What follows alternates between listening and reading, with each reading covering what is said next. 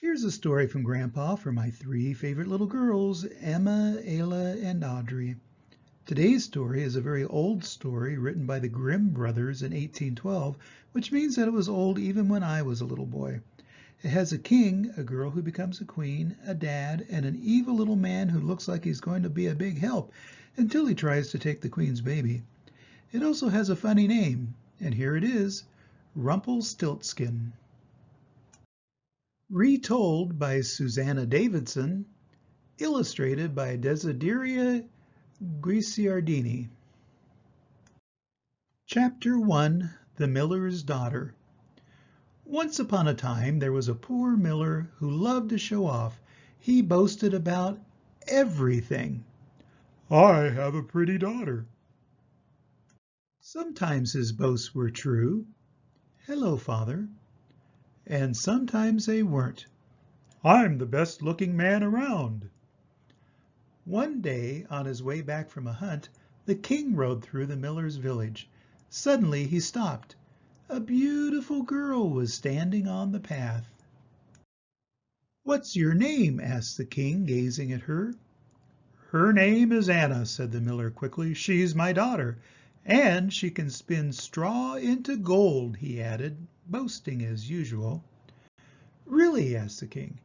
Yes, really, replied the miller, nodding his head. In that case, bring her to my castle, ordered the king, and rode away. This is your chance, Anna, cried the miller. The more the king sees your pretty face, the more he'll want to marry you. You could be queen. The next morning the miller took Anna to see the king. The castle walls were old and crumbling. Windows were broken and doors were missing. The king must be short of money, whispered the miller. You can go, said the king, commanding the miller. As for you, he said, turning to Anna, follow me. Chapter 2, The King's Test. The king led Anna down a dark corridor and up twisting stairs. At last they reached a tiny room stuffed with straw. In the corner was a large spinning wheel. You're pretty enough to marry, said the king, but are you as clever as your father says? You have tonight to turn this straw into gold. If you fail, you shall die. Then he went out and locked the door. Anna sat down, put her head in her hands, and sobbed. Oh, Father, she cried, what have you done? I don't want to die. I want to be queen, but I can't spin straw into gold. No one can. That's what you think, came a voice from the window. Anna jumped. There by the window was a little man riding on a wooden spoon. His long white beard waved about in the wind. Hurry up, he shouted, and let me in. It's cold out here. With a trembling hand, Anna opened the window, and the little man flew in. Mistress Miller, he said with a smile, what will you give me as I spin that straw into gold? For a moment, Anna was too shocked to speak. She could only open and close her mouth like a fish. I could give you my necklace, she said at last. Perfect, said the little man, grabbing it. He leaped onto the stool, tossed his beard over his shoulder, and began to spin.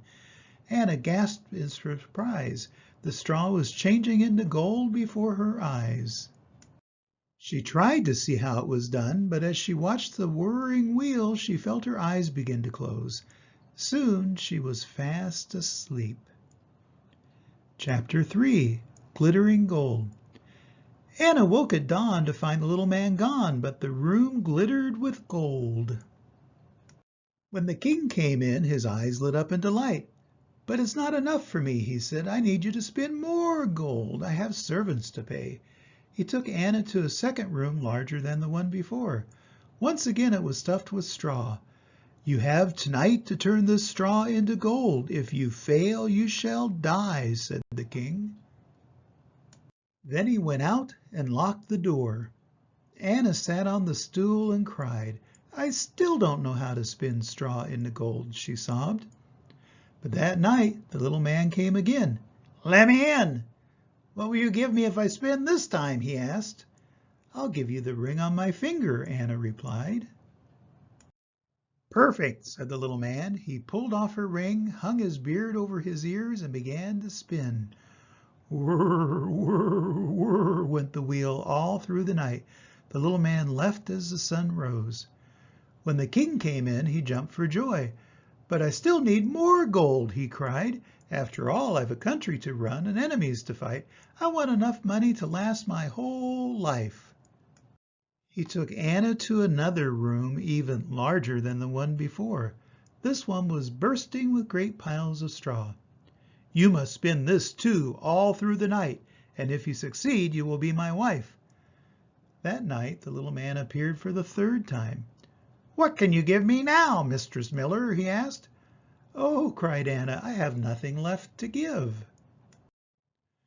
Then promise me your firstborn child, said the little man. And if I refused? Asked Anna. I won't spin, he snapped. Anna thought for a while. I do want to be queen, and he might forget his request. Finally, she said, I promise. The little man grinned, tied his beard under his chin, and began to spin.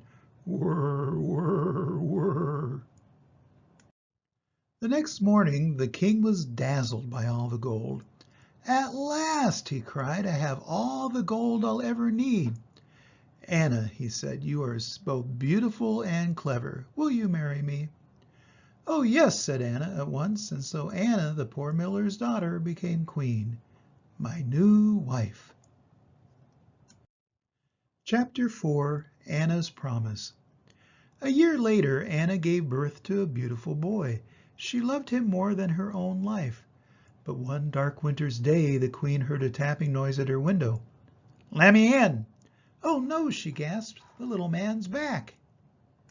You can't come in, cried the queen, clutching her baby. That's what you think, said the little man. He disappeared from the window. The queen waited.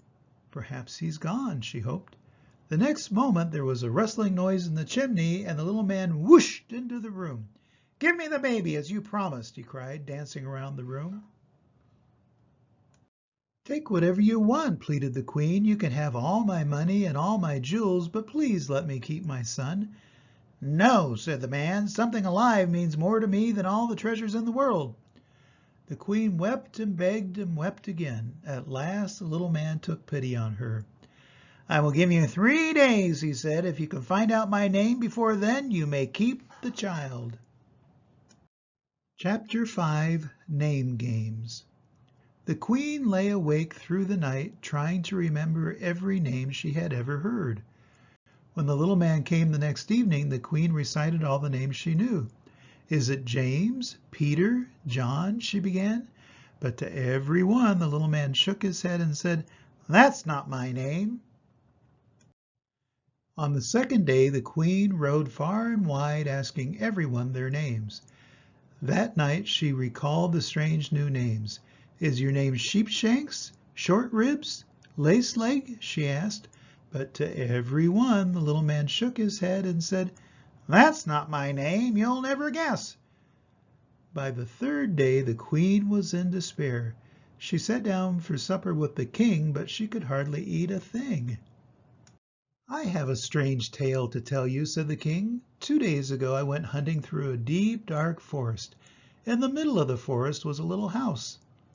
Outside the house, the strangest little man was jumping about. He hopped on one leg and sang, Today I bake, tomorrow brew, the next I'll do the same. Ha! Glad I am that no one knew that Rumpelstiltskin is my name. The queen smiled when she heard the king's story, but she didn't say a word. When the little man arrived that night, he said, Well, Mistress Queen, do you know my name? At first the queen said, Is your name Solomon? No, said the little man, jumping up and down in excitement. Is your name Zebedee? No, said the little man, leaping around the room. Perhaps, said the queen after a long pause, perhaps your name is Rumpelstiltskin? How did you know that? How did you know that? Cried the little man. With a roar, Rumpelstiltskin jumped on his spoon and shot through the wall. He was never seen again. And that's the end of the story. Now, even though this is a famous story that everybody knows, I didn't like anybody in it. The king only wanted to marry Anna because she was pretty and could make gold, which are not good reasons to marry someone. Anna was willing to marry the greedy king, even though he doesn't seem like a nice guy. Remember, he threatened to kill her if she couldn't spin straw into gold. She also promised to give up her baby if Rumpelstiltskin would help her, which was a terrible thing to do. And Rumpelstiltskin himself, well, he was just nasty all around. However, it is a famous story that people know, and sometimes at work I tell people that they are asking me to spin straw into gold when they want me to take something that is not very good and turn it into something that is wonderful. Always remember that Grandpa loves you, and I hope to see you soon. Bye-bye.